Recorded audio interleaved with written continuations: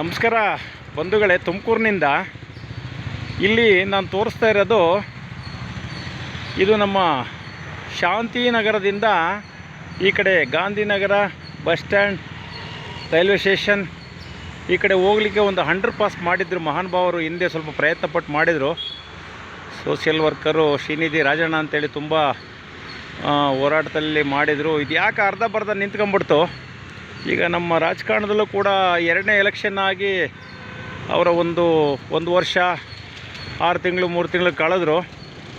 ಅಧಿಕಾರಿಗಳು ಕೂಡ ಈ ವಿಚಾರದಲ್ಲಿ ನಿದ್ದೆ ಮಾಡ್ತಾಯಿದ್ದಾರೆ.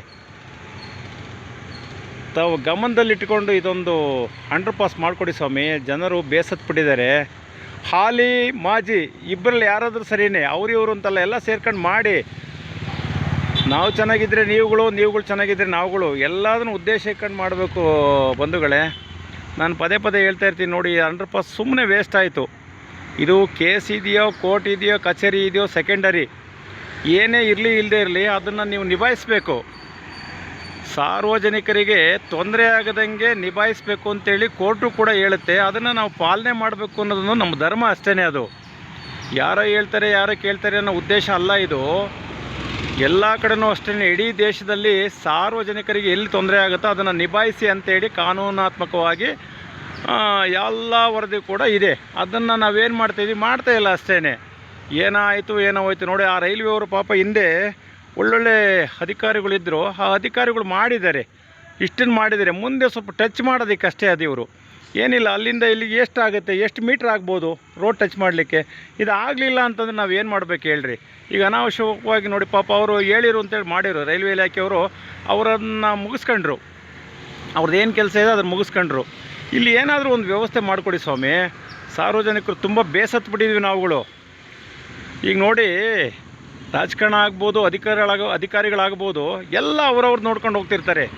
ಸಾರ್ವಜನಿಕರ ದುಡ್ಡನ್ನು ಯಾವ ಥರ ಲೂಟಿ ಮಾಡಬೇಕು ಅಂತ ನೋಡ್ಕೊಂಡು ಹೋಗ್ತಾರೆ ವಿನಃ ಸಾರ್ವಜನಿಕ ಸಹಾಯ ಮಾಡಬೇಕು ಅನ್ನೋದು ಯಾರ ಮನಸ್ಸಿನಲ್ಲಿ ಇಲ್ಲ ಅಂತ ಅನಿಸುತ್ತೆ ಬಂಧುಗಳೇ. ಈಗ ನೋಡಿ, ರಾಜಕಾರಣದಲ್ಲಿ ಅವರವ್ರದ್ದೇ ಆಗಿರೋ ಶಕ್ತಿ ಉಪಯೋಗಿಸ್ಕೊಂಡು ಇರೋದೊಂದು ಚೇರು, ನಾನಾಗಬೇಕು ಅಂತ ಹೋಗ್ತಾರೆ ವಿನಃ ನಾನು ಸಾರ್ವಜನಿಕರ ಕೆಲಸ ಮಾಡಬೇಕು, ಸಾರ್ವಜನಿಕರ ಹತ್ರ ಬೆಂತಟಿಸ್ಕೋಬೇಕು ಅನ್ನೋದು ಯಾವ ರಾಜಕಾರಣದಲ್ಲೂ ಇಲ್ಲ, ಯಾವ ಅಧಿಕಾರಿ ವರ್ಗದಲ್ಲೂ ಕೂಡ ಇಲ್ಲದಂತೆ ಆಗಿದೆ. ಆದ್ದರಿಂದ ತಾವು ದಯಮಾಡಿ ನಮ್ಮದೊಂದು ಮರದ ವರದಿನ ನಿಮ್ಗೆ ಒಪ್ಪಿಸ್ತಾ ಇದ್ದೀನಿ. ತಾವು ಸ್ವೀಕಾರ ಮಾಡಿ ಸ್ವಾಮಿ. ಈಗಲಾದರೂ ಎಚ್ಚೆತ್ತುಕೊಂಡು ಇದನ್ನು ಮಾಡಿ ನಿಮಗೆ ಹೆಸರು ಬರುತ್ತೆ. ಯಾರೇ ಮಾಡಿರೋ ನಿಮ್ಮ ಅಧಿಕಾರಿ ವರ್ಗಕ್ಕೆ ಮತ್ತು ರಾಜಕಾರಣಕ್ಕೆ ಹೆಸರು ಬರ್ತವೆ ಬುದ್ಧಿ. ದಯವಿಟ್ಟು ಇದೊಂದು ಕೆಲಸ ಮಾಡಿಕೊಡಿ. ನಾವು ಅಂಗಲಾಚಿ ಬೇಡ್ತಾ ಇದ್ದೀವಿ. ಜನಗಳು ನಮಗೆ ಹೇಳ್ತಾರೆ, ನಮ್ಮ ಕೈಲಿ ಏನಾಗುತ್ತೆ, ಏನನ್ನ 4 ಮಾತು ಹೇಳ್ಬೋದು, ಎಲ್ಲರ ಒಂದು ವಾಟ್ಸಪ್ಪ ಫೇಸ್ಬುಕ್ಕಾಗಿ ಕಳಿಸ್ಬೋದು, RTI ಅಪ್ಲಿಕೇಶನ್ ಹಾಕಿ ರೆಕಾರ್ಡ್ ಮಾಡ್ಬೋದು ಅಷ್ಟೇ. ಮಾಡಿ ಯಾರು ಜಮೀನವರು ಕೇಸ್ ಹಾಕಿದರೆ ಮತ್ತೊಂದು ಇನ್ನೊಂದು ಹೇಳ್ತಾಯಿದ್ರೆ ನನಗೆ ಬೇರೆ ಕಡೆಯಿಂದ ಏನೋ ವದಂತಿ ಬಂದಿದೆ, ಕೊಡಿ, ಅವ್ರಿಗೆ ಪರಿಹಾರ ಕೊಡಿ. ಸಾರ್ವಜನಿಕವಾಗಿ ಫ್ರೀ ಕೊಡೋಕ್ಕಾಗಲ್ಲ ಸಾಹೇಬ್ರೆ. ಇರೋದೊಂಚೂರು ಜಾಗ ಇಟ್ಕೊಂಡಿರ್ತಾರೆ. ಯಾರು ಕೇಸ್ ಆಗಿದೆ ಅವ್ರಿಗೆ ಕೇಸ್ ಅವ್ರಿಗೆ ಮಾಡಿಕೊಡಿ. ಎಷ್ಟಾಗುತ್ತೆ ನೋಡಿ, ಅವ್ರು ಕಮ್ಯುನಿಕೇಷನ್ ಮಾಡಿ, ಕೂರಿಸಿ ಮಾತಾಡಿ, ಕಷ್ಟ ಸುಖನ ಹಂಚ್ಕೊಳ್ಳಿ ಅವ್ರ ಹತ್ರ.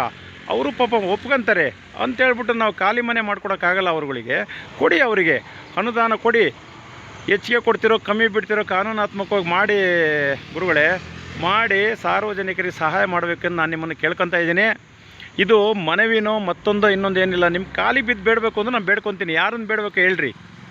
ನಮಗೂ ಸಾಕಾಗೋಗ್ಬಿಟ್ಟಿದೆ. ರಾಜಕಾರಣ ಆಗ್ಬೋದು, ಈ ಒಂದು ಅಧಿಕಾರಿ ವರ್ಗದವರು ಬಿಡಿ, ಅವ್ರು ಬರ್ತಾರೆ, ಅವ್ರ ಪಾಡಿಗೆ ಹೋಗ್ತಿರ್ತಾರೆ ಅಷ್ಟೇ. 6 ತಿಂಗಳು 3 ತಿಂಗಳು ಇರ್ತಾರೆ.